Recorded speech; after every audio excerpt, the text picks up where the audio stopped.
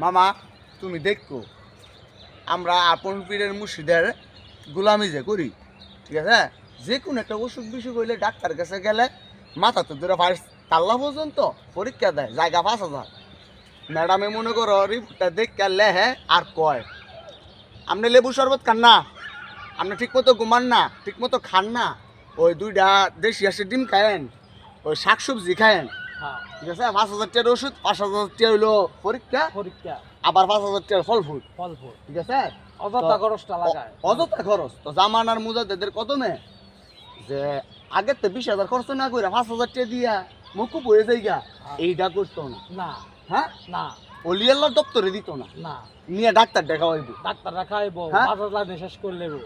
অন্য কান্দা দিব। তো যাই হোক, রোগ বালাতে বাঁচতে গেলে আগের তো ওই জামানার মুজাদ্দেদের কদমে আসো, খেজমত গুলো আমি ওই জায়গায় করো। সালাম আলাইকুম, জায়গার বাড়ি বাঁচতে রাখুন।